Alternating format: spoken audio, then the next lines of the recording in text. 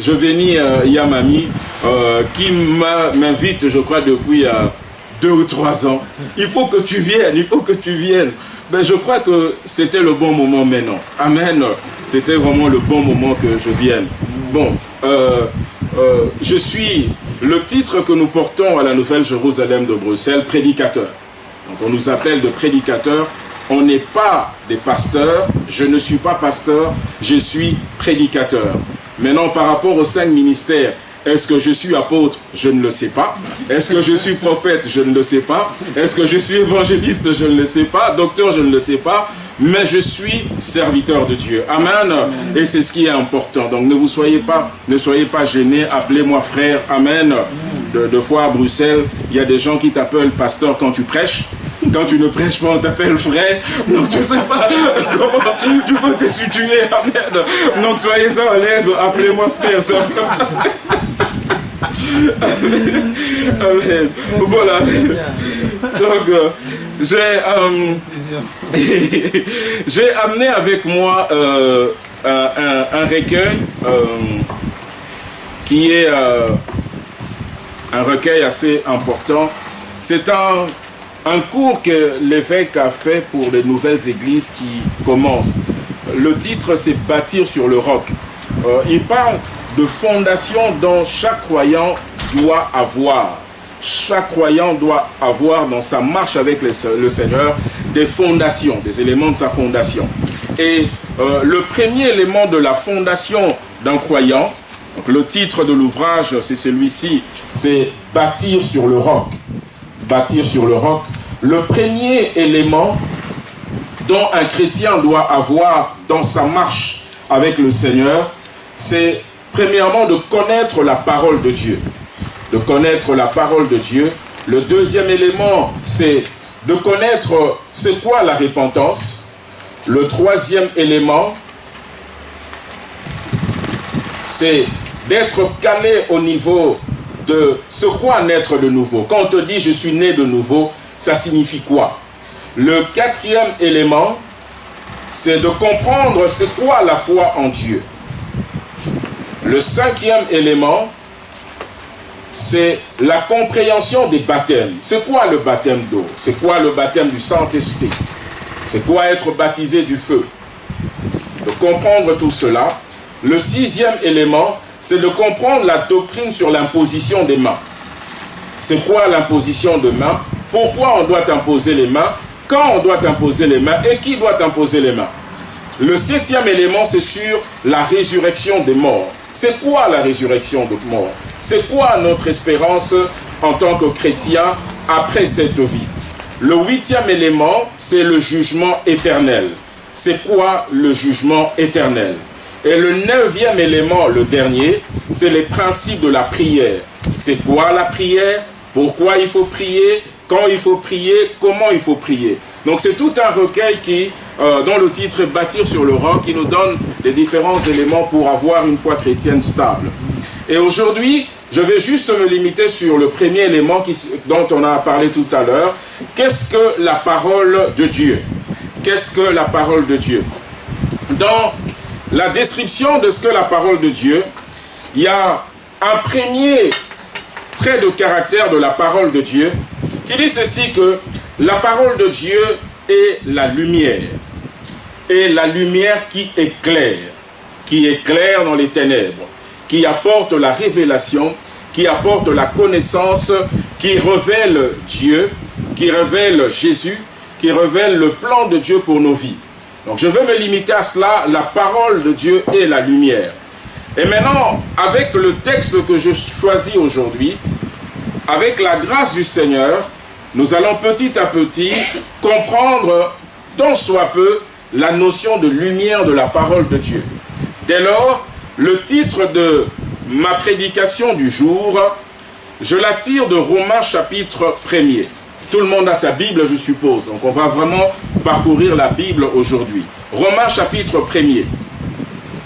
Romains 1er. L'apôtre Paul commence en disant, à partir du verset 7, « À tous ceux qui, à Rome, sont bien-aimés de Dieu appelés à être saints, que la grâce et la paix vous soient données de la part de Dieu notre Père et du Seigneur Jésus-Christ. Le titre de ma prédication du jour, c'est celui-ci.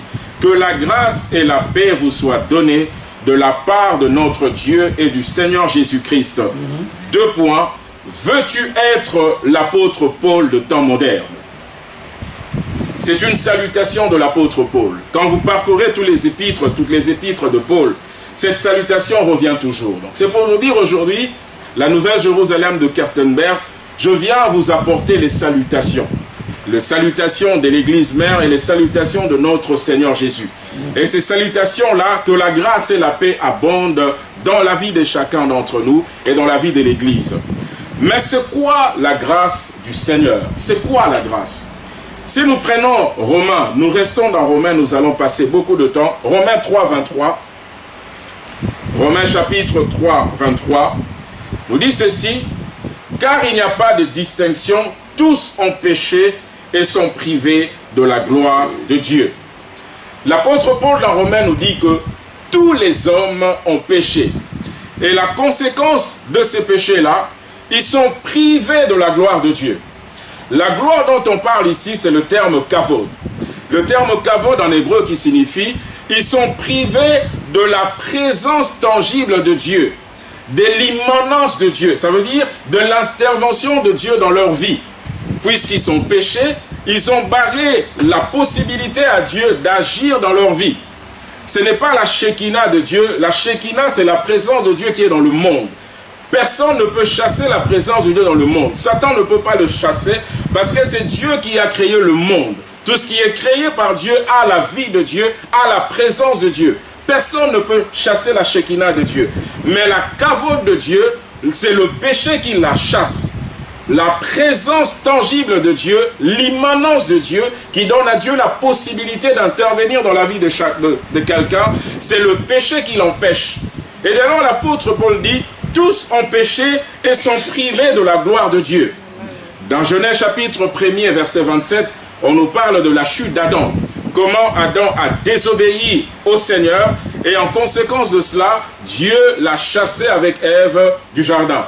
Et à partir de cela, tout homme qui naît d'une femme est considéré comme pécheur. La Bible dit, le psalmiste dit, que j'étais conçu dans l'iniquité dès le sang de ma mère. Toute personne qui naît sur cette terre est pécheur. Même nos enfants, de nous parents sanctifiés, ils naissent en tant que pécheurs. Ne nous leurrons pas. Donc, si nous le voyons commettre des choses bizarres, c'est normal parce qu'ils sont pécheurs. Tant qu'ils n'ont pas accepté le Seigneur Jésus, il faut les considérer comme des pécheurs. Dès lors, l'importance de les amener à l'école du dimanche, pour être enseignés, être instruits, et les amener aussi à leur tour, accepter le Seigneur pour quitter l'état des pécheurs et devenir des saints. Romains chapitre 5, au verset 16 à 19. Romains 5, 16 à 19, nous dit ceci. Il n'en va pas de ce don comme du péché d'un seul homme, car le jugement après une seule faute aboutit à la condamnation, tandis que le don gratuit après de nombreuses fautes aboutit à la justification. L'apôtre Paul ici nous dit ceci, la conséquence du péché a amené un jugement. Le jugement de Dieu vis-à-vis de l'homme est que l'homme est pécheur, on vient de le dire. Et du fait que l'homme est pécheur, ça entraîne une condamnation. Lorsque tu as un jugement qui s'abat sur toi, tu dois t'attendre à une condamnation, on doit fixer une peine. Et la peine que Dieu a fixée ici, c'est la malédiction de la mort. La mort, c'est la conséquence du péché. C'est la mort à la fois physique, la mort aussi spirituelle, la séparation avec Dieu. La mort, c'est l'absence de vie. L'absence de quelle vie? L'absence de la vie Zoé, de la vie de Dieu. Lorsque Dieu a créé le monde, il a créé Adam, il a soufflé dans ses narines pour lui donner le souffle de vie, pour lui donner sa vie. Et dès lors, lorsque l'homme a péché, l'homme a barré la communion avec le Seigneur. Dès lors, la vie de Dieu n'est plus en l'homme. À la place, c'est la mort. Lorsque nous parlons de mort, nous parlons pas simplement du fait de mourir, mais nous parlons également des échecs. Les échecs, la défaite, les maladies, les impuretés, les puissances En somme, c'est ce que nous appelons en termes d'œuvre la malédiction. L'homme est maudit parce qu'il est pécheur. Romains 6, 23, l'apôtre Paul toujours nous dit, Romains 6, 23, prenez de notes, si je vais très rapidement, il faut me le dire. Car le salaire du péché, c'est la mort. Mais le don gratuit de Dieu, c'est la vie éternelle en Christ Jésus, notre Seigneur. Amen. Amen. Si l'homme créé par Dieu avait toujours la vie de Dieu en lui malgré le péché, l'apôtre Paul ne nous aurait pas dit que lorsqu'on accepte Christ, on reçoit la vie éternelle. Donc ça veut dire qu'on a perdu quelque chose et qu'on le retrouve lorsqu'on vient à Christ. Jean chapitre 1er, verset 4. Jean 1, 4 nous dit ceci. Jean 1, 4.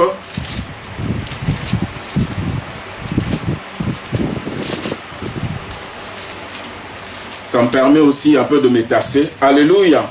La louange était tellement forte que j'ai eu devant le baffle, ça chauffe un peu. Amen. Voilà. En elle était la vie. Et la vie était la lumière des hommes. Jean nous dit ici que la vie dont on reçoit de Dieu en Christ, cette vie-là, on peut la symboliser comme étant la lumière des hommes. En zoologie, plutôt les sciences de la nature, pour que les arbres puissent fleurir et même qu'il y ait la production de fruits, ils ont besoin de la lumière. Il y a quelques exceptions, mais généralement tout arbre a besoin de la lumière pour qu'il y ait la photosynthèse. Et c'est grâce à la lumière, par après, il y a croissance et il y a production. La lumière de la vie, c'est cette lumière qui nous permet de croître, qui nous permet de nous développer, qui nous permet aussi sur le plan spirituel d'être. Dès lors, Jean dit que la lumière était la vie des hommes. Et si vous poursuivez, il établit la lumière, là c'est Christ. Donc ça veut dire que sur le plan physique, lorsqu'on n'a pas Christ, on est dans les ténèbres. On n'a pas la lumière. Pourquoi on n'a pas la lumière? Parce qu'on n'a pas la vie de Dieu. La vie de Dieu amène la lumière. La lumière, c'est la croissance, le développement. Et dès lors, même sur le plan spirituel, lorsqu'on n'a pas Dieu, on n'a pas le Christ, on est mort. Et la mort, c'est l'absence de lumière. Il n'y a pas de croissance, il n'y a pas de progression. Alléluia. C'est pour ça, il y a certaines personnes, même si ces personnes-là n'ont pas pactisé réellement avec le diable, mais s'enfoncent de plus en plus dans les ténèbres parce qu'ils n'ont pas la lumière. Ils ne peuvent pas se développer sur le plan spirituel. Le développement sur le plan spirituel, correctement, ne se fait qu'en Christ. Amen. Amen. Je retourne dans Romains. Amen. Arrêtez-moi si je suis rapide. Romains chapitre 5, verset 14, nous dit ceci, l'apôtre Paul toujours. Romains 5, 14 nous dit: cependant, la mort a régné depuis Adam jusqu'à Moïse, même sur ceux qui n'avaient pas péché, par une transgression semblable à celle d'Adam, lesquels est la figure de celui qui devait venir. Amen. Tu peux rencontrer quelqu'un qui te dit: moi je ne suis pas pécheur, moi je fais le bien, moi je fais tout ça et tout. Mais malheureusement, il faut lui dire que tu es pécheur parce que tu es né d'Adam. Toute personne qui est née d'Adam est pécheur. Et le péché, ça se transposait pour tout homme qui naît. Et dès lors, Romains 5,14 nous donne quelque chose d'important à noter. Il nous dit ceci: la désobéissance d'Adam a installé une période. Cette période-là, on appelle le temps du règne de la mort sur tous les hommes. Et il nous dit même ce temps du règne de la mort s'étend jusqu'à Moïse. Donc, de temps jusqu'à Moïse, c'est un temps qu'on appelle le temps du règne de la mort, à cause de la désobéissance d'Adam. Si nous retournons au verset 13, toujours de Romains 5, 13, il dit: car jusqu'à la promulgation de la loi, le péché était dans le monde, mais les péchés n'étaient pas pris en compte quand il n'y avait pas de loi. La loi est venue avec Moïse. Il nous dit: d'Adam à Moïse, c'est le règne de la mort. Mais à partir de Moïse, dès que Dieu a donné la loi à Moïse, il y a un nouveau règne que le Seigneur a établi sur la terre, c'est le règne de la loi. Jean chapitre 1, verset 7, nous prenons Jean 1, 7. Jean chapitre 1, verset 7, nous dit ceci. Il vint comme témoin pour rendre témoignage à la lumière, afin que tous croient par lui. Je vais au verset 17, il nous dit, car la loi a été donnée par Moïse, la grâce et la vérité sont venues par Jésus-Christ. Amen. Donc d'Adam à Moïse, c'est le règne de la mort. De Moïse jusqu'à Christ, c'est le règne de la loi. De Jésus jusqu'à nos jours, c'est le règne de la grâce et de la vérité. Le règne dans lequel nous sommes aujourd'hui, c'est le règne de la grâce. La grâce et la vérité. Et cette grâce-là, on l'obtient que lorsqu'on est en Jésus ou en Christ. Amen. Mais c'est quoi la loi? La loi, je ne veux pas aller dans les détails puisqu'on n'a pas beaucoup de temps. La loi, vous savez, les 613 commandements que Dieu a donnés à Moïse. Dieu, vis-à-vis du péché d'Adam, le premier règne, le péché qui entraîne la mort, pour éradiquer le péché, Dieu a utilisé un premier remède, le remède qu'on appelle la loi de Moïse, ou même la loi du péché, qui est censée résoudre le problème du péché et la condamnation de la mort. Deutéronome 33, 4 nous dit quelque chose d'important. Le livre de Deutéronome, au chapitre 33, verset 4, Deutéronome 33, 4, nous dit ceci. Moïse nous a prescrit la loi, propriété de l'assemblée de Jacob. Moïse nous a prescrit la loi, mais cette loi-là est la propriété de l'assemblée de Jacob. Donc ça veut dire que la loi que Dieu a donnée à Moïse, c'est une loi qui ne s'appliquait pas à tous les hommes. Dieu a donné la loi à Moïse pour l'assemblée de Jacob, autrement pour Israël. Pas pour l'humanité, il a pris la loi, il l'a donnée à Moïse pour Israël. La propriété d'Israël. Dès lors, pour bénéficier des effets de cette loi, il fallait être un fils d'Israël, donc un juif, ou il fallait le devenir.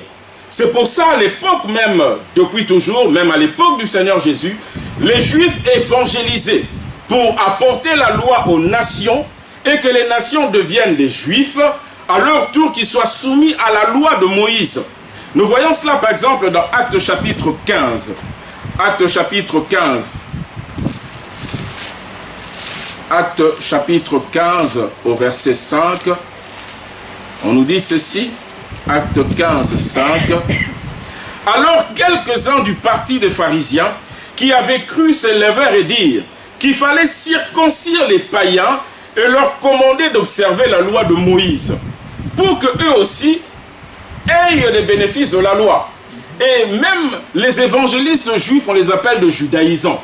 Si vous regardez les écrits de Paul, c'est un groupe de personnes qui ont beaucoup fait du mal à l'apôtre Paul. Partout où ils allaient, ils sapaient l'évangile de l'apôtre Paul, des judaïsants. Pour bénéficier des effets de la loi, soit tu es Israël, donc un juif, ou tu deviens un juif en acceptant la loi. La loi mosaïque a eu pour effet de cliver le monde en deux. Il y a une partie les juifs et une autre partie les païens, dont vous et moi nous étions. Alléluia. Païens parce qu'ils n'ont pas la loi de Moïse. Nous voyons cela dans Romains chapitre 2 au verset 17. Romains 2, 17 nous dit, toi qui te donnes le nom de juif, qui te repose sur la loi, qui te glorifie de Dieu. Le juif, il a la loi, il se glorifie de Dieu, Dieu est à nous. À cause de la loi, les juifs ont fait de Dieu leur propriété. Dieu est le Dieu des juifs. Il n'est pas le Dieu de ceux qui n'ont pas la loi, il n'est pas le Dieu de païens. Au verset 24 toujours de Romains 2, il nous dit ceci, car le nom de Dieu est à cause de vous, blasphémé parmi les païens, ainsi qu'il est écrit. Le monde clivait à Dieu, en deux plutôt, les juifs et les païens. Romains 2, où nous sommes toujours, au verset 12. Romains 2, 12 nous dit, tous ceux qui ont péché sans la loi périront aussi sans la loi. Et tous ceux qui ont péché sous la loi seront jugés par la loi. L'apôtre Paul reconnaît ce clivage. Il y a les Juifs qui ont la loi. S'ils meurent, Dieu va les juger en fonction de la loi. Et ceux qui n'ont pas la loi, les païens, ils seront jugés également sans la loi. Dans la loi de Moïse,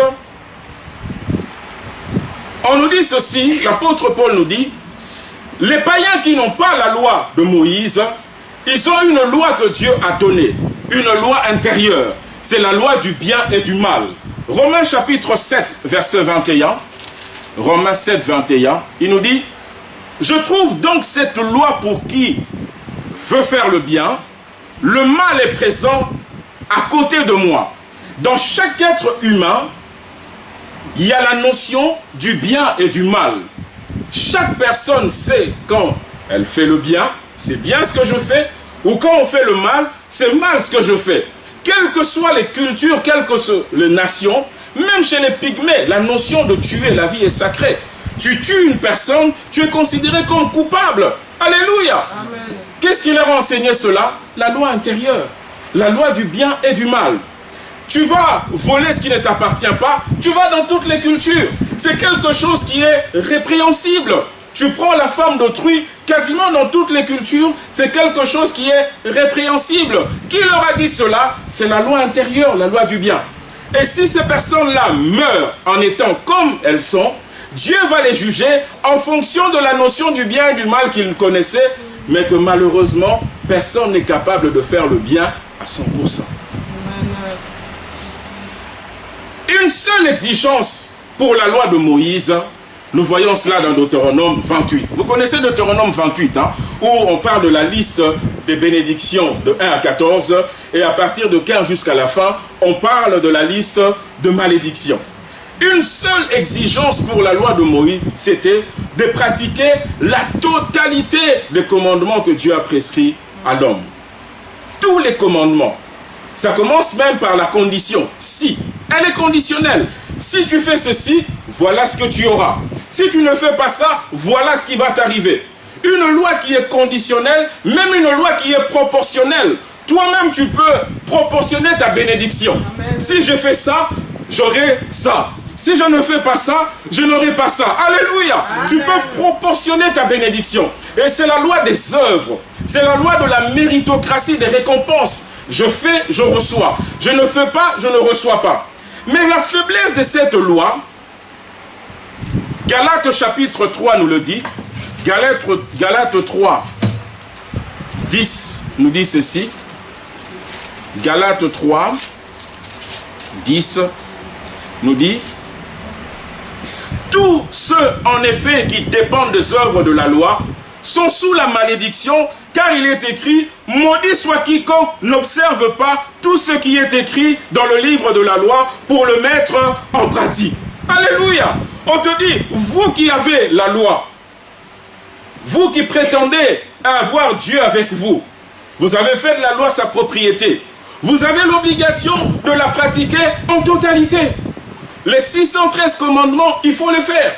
Si tu n'accomplis pas un seul commandement, tu enfreins la loi, tu es considéré comme étant maudit. Comme étant maudit. Tu peux avoir 99% de bien. Tu fais simplement 1% de mal, tu es considéré comme étant alors que personne ne peut faire 613 commandements, les respecter tous les jours de sa vie. Personne. À cause du péché, Dieu donne un remède, la loi. Mais ce remède-là se montre inefficace. Parce qu'il faut l'accomplir en totalité pour être agréable à Dieu. Mais personne ne peut le faire. Il est impossible de ne faire que le bien toute sa vie, avec la loi. Mais la loi du bien et du mal ne peut ôter le jugement et ne peut ôter dès lors la condamnation. Mais pourquoi Dieu a donné la loi? Dieu a donné la loi pour interdire. Pour interdire à l'homme, ne fais pas. Interdire à l'homme. Et au-delà de l'interdiction, Galates chapitre 3, versets 24 à 25, Galates 3, 24 à 25, nous dit ceci: ainsi la loi a été un précepteur pour nous conduire à Christ, afin que nous soyons justifiés par la foi. Amen. Romains, Galates nous dit, Paul nous dit dans Galates que le but de cette loi, que Dieu savait qu'aucune personne sur cette terre n'allait la respecter à 100%, le seul but, c'était pour être notre professeur, notre précepteur, notre pédagogue, pour nous amener à Jésus. Et à Jésus par la foi. Mais pourquoi donner une loi que personne n'était en mesure de pratiquer?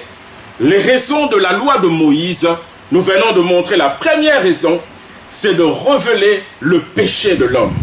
Romains 3:20, on peut lire Romains 3:20. Romains 3:20. Car nul ne sera justifié devant Dieu par les œuvres de la loi, puisque c'est par la loi que vient la connaissance du péché.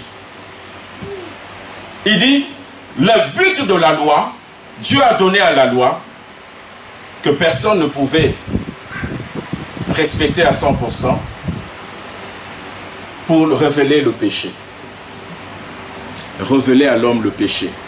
Donc ça veut dire que les actes que les hommes posaient avant, pour eux c'était des actes anodins. Lorsque Moïse leur a amené la loi, ils ont compris que lorsque tu prends ce qui n'est pas à toi, c'est considéré comme le vol. Avant, ils prenaient, mais ils ne savaient pas que pour Dieu, c'était le vol.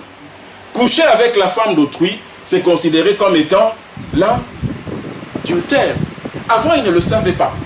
Mais lorsque la loi est venue, Dieu a donné des qualificatifs aux actes que les hommes posaient pour révéler le péché. Deuxièmement, Romains chapitre 7, verset 8, on nous dit ceci. Romains 7, 8, il nous dit: et le péché, profitant de l'occasion, produisit en moi, par le commandement, toutes sortes de convoitises, car sans la loi, le péché est mort. Sans la connaissance de la loi, on ne peut pas appeler péché les actes que nous posons. Lorsque la loi est venue, la loi a dit, si tu fais ça, c'est considéré comme étant un péché. Et plus tu connais, Paul nous dit, plus tu connais la loi, plus également s'amplifie le péché. Partout où tu vas, maintenant tu connais les règles, hein, tu commences à être prudent.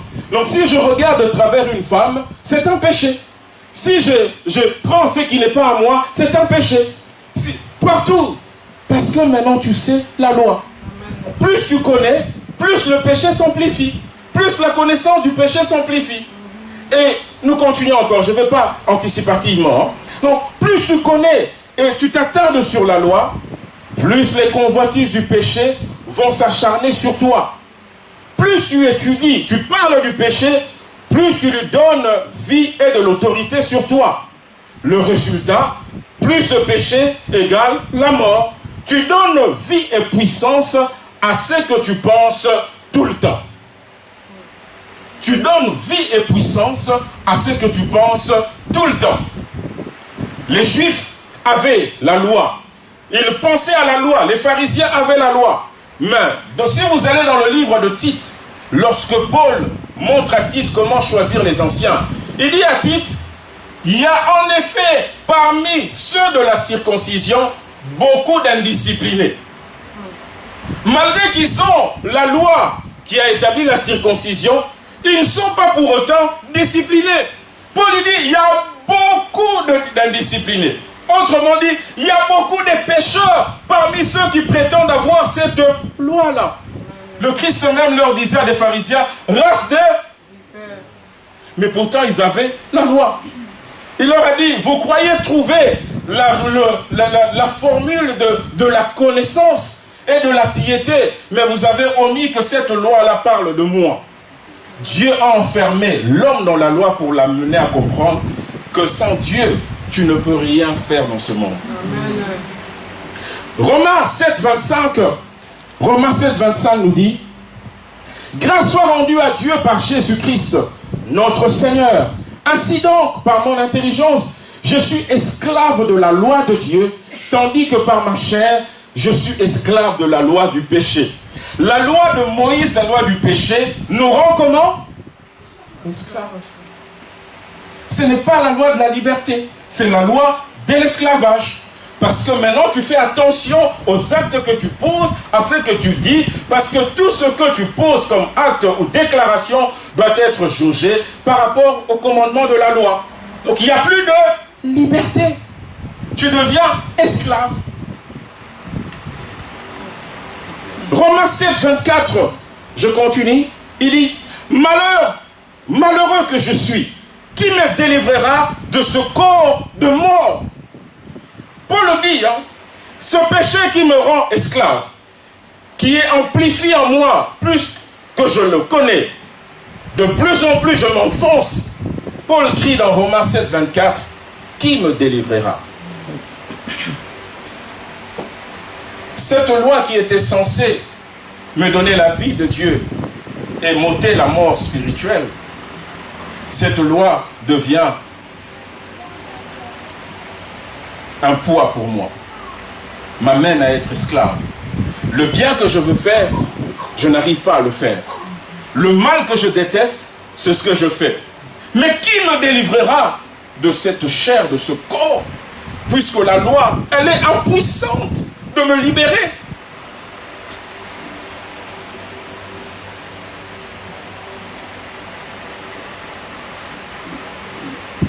Malheur à moi que je suis, qui me délivrera de ce corps de mort.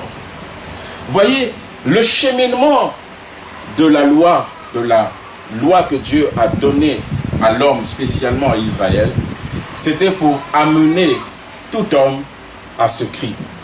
Malheur à moi. Qui me délivrera de ce corps? Ici, Paul, qui symbolise l'homme, reconnaît que je suis incapable de me rendre parfait moi-même avec la loi. Je suis incapable de plaire à Dieu avec la loi. Est-ce qu'il faut qu'un Paul se lève pour lui répondre? Paul lui pose une question. Qui? Paul lui-même dit, j'ai la solution. J'étais avant dans le même état, je savais, mais j'ai trouvé une solution. Un jour, mon chemin a croisé le chemin de celui que tout homme cherche, la solution que Dieu a donnée à l'homme.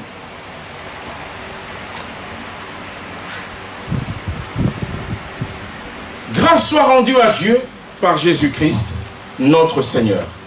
Ainsi donc, par mon intelligence, je suis esclave de la loi de Dieu, tandis que par ma chair, je suis esclave de la loi du péché.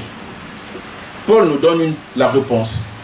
Pour me délivrer de cette loi, de ce péché qui est en moi, collé en moi, que la loi n'arrive pas à extirper, il y a la solution, c'est Jésus. C'est Jésus. Donc Paul dit, hein, tous les efforts que l'homme peut faire pour ne pas pécher, c'est vain. Tu pécheras toujours. Mais la solution pour ne plus pécher, c'est de se tourner à Jésus. Et c'est ça la grâce. Dieu par Christ a inauguré le temps de la grâce, de Jésus jusqu'à aujourd'hui. La grâce pour moi, c'est que Dieu veut favoriser l'homme. Dieu facilite la vie à l'homme pour lui rendre agréable. Dieu sait comment l'homme peut lui plaire, il lui donne la solution, Jésus. Dans Luc chapitre 4, versets 17 à 19 que nous connaissons, Luc 4, 17 à 19, Luc 4, 17 à 19, lorsque Christ inaugure le temps de la grâce, il dit ceci, et on le remit le livre du prophète Ésaïe. Il ouvrit le livre en trouvant le passage où il était écrit, « L'Esprit du Seigneur est sur moi, parce qu'il m'a oint pour guérir ceux qui ont le cœur brisé, pour annoncer la bonne nouvelle aux pauvres. Il m'a envoyé pour proclamer aux captifs la délivrance et aux aveugles le recouvrement de la vue, pour renvoyer libres les opprimés, pour proclamer une année de grâce du Seigneur. » Amen. Hébreux chapitre 9, versets 12 à 15. Hébreux 9, 12 à 15. 12 à 15 nous dit, « Il est entré une fois pour toutes dans les sanctuaires, non avec le sang de bouc et de veau, mais avec son propre sang. C'est ainsi qu'il nous a obtenu une rédemption éternelle. Car si le sang de bouc et de taureau est la cendre d'une génisse qu'on répand sur ceux qui sont souillés, les sanctifie de manière à purifier la chair, combien plus le sang du Christ, qui par l'Esprit éternel s'est offert lui-même, sans tache à Dieu, purifiera-t-il notre conscience des œuvres mortes pour que nous servions le Dieu vivant. Voilà pourquoi il est médiateur d'une nouvelle alliance, afin qu'une mort ayant eu lieu pour le rachat de transgressions commises sous la première alliance, ceux qui sont appelés reçoivent la promesse de l'héritage éternel. Amen. Romains, au verset 18, il dit encore, c'est pourquoi la première alliance elle-même n'a pas été inaugurée sans effusion de sang. Dans Jean chapitre 19, verset 30, Jean 19, 30, je reste beaucoup dans Romains pour nous pousser quand nous allons être chez nous à la maison de nous attarder sur Romains. Jean 19, 30 nous dit ceci. Quand il eut pris le vinaigre, Jésus dit, tout est accompli. Amen. Il dit, le problème de la mort et du péché, cette malédiction depuis Adam, en moi aujourd'hui, la solution est trouvée. Amen. Tout est accompli. Dès lors, donc, après Jésus, il n'y a plus rien. Dieu n'a plus prévu d'autres solutions après Jésus. Après Jésus, c'est le temps de la colère de Dieu. Si vous regardez le livre d'Ésaïe, là on a tiré l'Esprit du Seigneur est sur moi pour proclamer aux captifs la délivrance. Le dernier passage pour proclamer une année de grâce. Par après, vous voyez, c'est le temps de la colère de Dieu qui vient. Après ce temps de la grâce dans lequel nous sommes, c'est le temps de la colère de Dieu. C'est le temps de la colère de Dieu. Après Jésus, il n'y a plus d'autre solution. Dieu a mis un terme, la solution au problème de l'homme. Pourquoi? Parce que Jésus, c'est le seul qui a été trouvé digne, avoir respecté tous les commandements de la loi. Amen. Ce qu'aucun homme n'a pu faire, il n'y a que Jésus qui l'a fait. Amen. Et la preuve, lorsqu'il est mort, on l'a condamné parce qu'il s'est dit fils de Dieu. La mort ne pouvait pas le retenir parce que lorsque la mort a sorti les griefs, le mal que tout homme fait, vol, absence. Impudicité, absence. Adultère, absence. Le mensonge, absence. Tous les péchés de l'homme, chez lui, il y avait rien du tout. La mort ne pouvait pas le retenir. Amen. Et la mort a été obligée de l'éjecter. Éjecter. Le seul. Et il a reçu le nom qui est au-dessus de tout autre nom. Et son sang, c'est le sang maintenant que Dieu a accepté pour le rachat, le pardon de toute l'humanité. Il est vrai que tant que nous serons sous cette tente de chair, il nous arrivera toujours de pécher. Et tous nous mourrons physiquement, à moins que Christ ne revienne avant. Mais tous ne sont plus des pécheurs comme le fut le premier homme Adam. Le premier homme pécheur, nous en Christ, nous ne sommes plus de pécheurs parce que Christ a vaincu le péché. Amen. Car Dieu a suscité une nouvelle génération appelée les fils de Dieu, qui ont été nouvellement créés en Jésus-Christ. Je vais vous lire Ephésiens chapitre 2, verset 11. Ephésiens 2, 11. Ephésiens chapitre 2, verset 11. Ephésiens 2, 11. Il est dit, souvenez-vous donc de ceci autrefois, vous païens dans la chair, traités d'incirconcis par ceux qui se disent circoncis, et qui le sont dans la chair et par la main des hommes.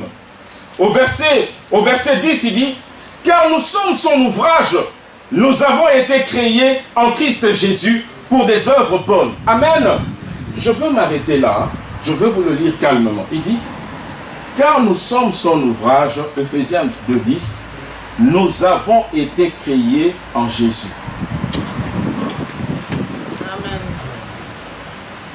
Tout homme qui est né est fils d'Adam. Fils d'Adam, pécheur. Mais Paul nous dit ici, lorsqu'on vient en Jésus, on est créé. Donc ça veut dire, lorsqu'on accepte Jésus, Dieu nous fait naître de nouveau. Il nous crée de nouveau. C'est ça la nouvelle naissance. Et la matière dans laquelle Dieu nous a créés, cette matière-là s'appelle Christ. Amen. Amen. S'il crée avec Adam, Adam c'est le péché. Mais il crée avec le victorieux Christ. C'est pour ça même on nous appelle de chrétiens. Toi et moi en tant que chrétiens, nous sommes créés en Christ. Notre homme intérieur qu'on ne voit pas physiquement, sa matière c'est Christ. Maintenant si toi et moi, nous sommes créés en Christ, est-ce que Christ est maudit? Si Christ n'est pas maudit, ça veut dire que toi et moi nous ne sommes pas. Est-ce qu'un sorcier peut manger Christ? Si un sorcier ne peut pas manger Christ, ça veut dire qu'un sorcier ne peut pas. Alors, au Banga, Nini. Voyez, il y a certaines de nos prières qui sont des prières qui énervent Dieu. Franchement, Zambé, Batelama contre Bandoki. Non, les sorciers ne peuvent pas t'atteindre parce que tu es en Christ. Je suis maudit. Non. En Christ, tu n'es pas maudit. Éphésiens 1 nous dit, béni soit Dieu, le Père de notre Seigneur Jésus, qui nous a bénis de toutes sortes de bénédictions spirituelles dans le lieu céleste en Christ. Le statut de toi, chrétien, et moi, nous sommes bénis. Ce n'est pas parce que tu as ou tu n'as pas, mais c'est ton état. Le nouvel homme que Dieu a créé en nous, Dieu a fait de nous fils de Dieu. Et en tant que fils de Dieu, Romains 6 nous dit, nous ne sommes plus esclaves du péché. Nous ne sommes plus esclaves du péché. Ni esclaves de la loi du péché et de la mort, parce que nous avons été affranchis.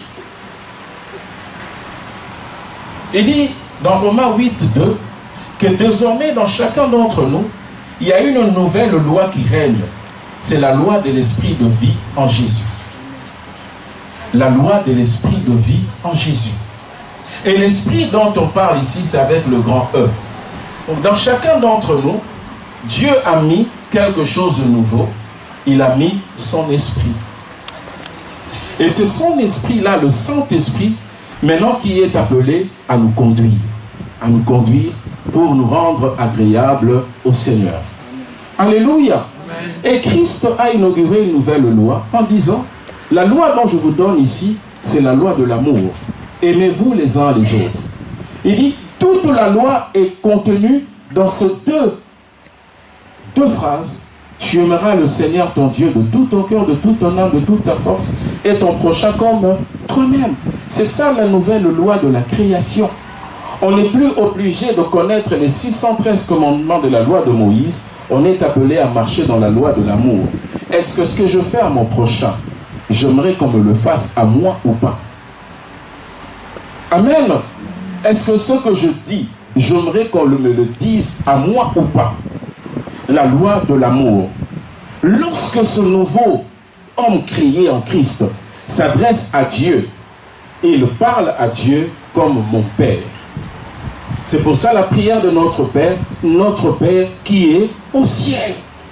Mon Père, parce qu'il a reçu l'esprit d'adoption qui se manifeste par la parole de confession de sa bouche et qui émane de son cœur. Mon Père, mon Dieu qui signifie ma source, mon pourvoyeur, ma bannière, mon refuge, mon protecteur, ma lumière, mon chemin, la vérité, la vie. Il ne craint plus Dieu, car il est en paix avec Dieu, parce qu'il est réconcilié avec Dieu, parce qu'on l'appelle fils de Dieu, enfant de Dieu. Même si par moment il peut subir les assauts du péché et tout le temps la chair peut se réveiller en disant fais, fais, fais, il a la capacité surnaturelle de dire non. Avec la loi de Moïse, le péché était absolu. On ne pouvait pas y résister. Mais avec Christ qui nous a menés dans la grâce, il nous a donné la capacité de dire non. Donc si nous péchons volontairement. On n'est plus esclave du péché. Et cette vie d'enfant de Dieu, la Bible appelle la nouvelle vie, conduite par le Saint-Esprit, Romains 8, 14. Et ce Saint-Esprit-là, lorsqu'il nous conduit, il nous amène petit à petit à prendre possession de notre héritage. Romains 8, 17. Romains 8, 17. Je vais vous le lire, ce que je cite, maintenant je vais vous le dire, parce que ici c'est vraiment quelque chose d'important. Romains 8, 17 nous dit, « Or si nous sommes enfants, nous sommes aussi héritiers, héritiers de Dieu et co-héritiers de Christ, si toutefois nous souffrons avec lui, afin d'être glorifiés avec lui. » Alléluia. Dit, vous êtes héritiers avec le Christ, mais pour hériter, vous devez apprendre la notion de souffrir. Souffrir pour les intérêts de Dieu. Alléluia. Souffrir pour les intérêts de Dieu. On est des princes, on est des rois, tout ce qu'il y a de bon. Mais nous sommes appelés à souffrir pour les intérêts de Dieu. Et dès lors même le ministère que nous faisons à l'église. C'est dur de faire le ministère. Oui, c'est dur. Parce que je dois souffrir pour les intérêts de Dieu. Faire le ministère, on ne peut pas t'obliger à faire le ministère. Tu fais le ministère parce que tu es enfant de Dieu. Le ministère, l'église appartient à Dieu. Et je fais le travail de mon Père. Je gère les intérêts de mon Père. Alléluia. Regardez un enfant qui travaille dans la maison de son papa et d'un esclave. L'enfant, il prend soin parce qu'il sait que lorsque le papa va partir, ceci va me revenir. Si je le détruis, je détruis moi-même mon héritage. Alléluia. Il n'y a pas besoin qu'on te force, qu'on te cherche. Non, je le fais parce que je prends soin de mon héritage. Au bénéfice, le verset 18 de Romains 8 nous dit, « J'estime qu'il n'y a pas de commune mesure entre les souffrances du temps présent et la gloire à venir qui sera révélée pour nous. Aussi la création attend-elle avec un ardent désir la révélation du Fils de Dieu. » Et je veux m'arrêter ici. Paul nous donne un trésor extraordinaire. Paul nous dit, de tout ce que je viens de vous dire, depuis Romains 1er jusqu'au Romains 8, 18, 19, c'est pour vous dire, vous maintenant qui êtes enfants de Dieu, qui n'êtes plus sous la loi mais sous la grâce, vous qui êtes les bénis de Dieu, vous qui êtes nés de nouveau en Christ, en qui le Saint-Esprit a été impacté, vous avez pour mission d'être révélés à la création. Pourquoi? Parce que cette création-là a été soumise à la vanité, non de son gré, mais à cause de celui qui l'y a soumise. Avec une espérance, cette même création sera libérée de la servitude de la corruption pour avoir part à la liberté glorieuse des enfants de Dieu. Nous, en tant qu'enfants de Dieu, nous avons pour rôle de libérer la création de la servitude, de leur amener le Christ, de leur montrer comment un fils de Dieu agit, comment un fils de Dieu vit. Et c'est ça le rôle, entre autres, de l'Église dans une ville. L'Église de Kortenberg que Dieu a établie ici, et là où Dieu vous amènera, vous avez pour mission de libérer la création qui est maintenue captive, de libérer la création. Toute personne qui entrera dans l'église, s'il est possédé, il ne peut être que délivré. S'il est maudit en Christ, il ne peut être que béni. Alléluia. Voyez, la mission que Dieu nous donne, elle ne nous regarde, elle ne reste pas à nous seuls, mais c'est une mission qui s'ouvre aux autres, au monde, à cette création qui attend la révélation du Fils de Dieu, de ceux qui sont libres, qui ne sont plus sous la loi de Moïse, la loi de la malédiction, qui ne sont plus esclaves du péché, mais qui sont les bénis de Dieu et qui sont remplis de son esprit. Donc, partout où tu es en tant qu'enfant de Dieu, considère-toi comme un libérateur. Considère-toi comme un libérateur. Vous voyez, il y a des chants qu'on chante. Je ne suis plus esclave de la mort. Je suis enfant de Dieu. C'est ce que Paul dit dans Romains ici. Les chants que nous chantons ici, Christ, je veux plus de toi. La prière de la nouvelle création, Christ, je veux plus de toi. Ça veut dire que Christ, je veux te connaître encore mieux. Pour connaître quel est mon héritage, quel est l'impact que j'ai dans cette société. Alléluia. Partout où tu te trouves, considère-toi comme un libérateur. Amen. Et je veux m'arrêter ici. Je vais vous donner un témoignage. Le samedi passé, on était à une fête de mariage. On était à une fête de mariage, une fête de famille. On nous a amenés à nous asseoir à une table. Quand on est arrivé, on nous a demandé, est-ce que vous voulez qu'on vous mette dans telle table? Bon, ma femme et moi, on voulait dire non. Bon, finalement, on s'est dit, bon, il n'y a pas de problème, on y va. Mettez-nous. On nous a mis sur cette table. Samedi passé, on était dans la fête, tout se déroulait très bien, très bien. À un moment donné, moi j'étais occupé, je regardais la piste de danse, les mariés qui dansaient. Il y avait un couple qui était à la table avec nous. La femme a commencé à perdre connaissance. Elle a perdu connaissance, elle était en train de partir. Et moi je ne voyais pas. Maintenant, moi j'étais, elle était derrière moi, moi j'étais là. Et ma femme qui me dit, regarde, regarde. Je regarde, mais je vois maintenant le mari qui essaye de ranimer la femme en l'attendant, mais elle était déjà partie. Directement, je ne me suis même pas posé la question. Directement, je me suis levé. J'ai été là où elle était. J'ai pris directement sa tête dans mes mains et j'ai crié son nom tel.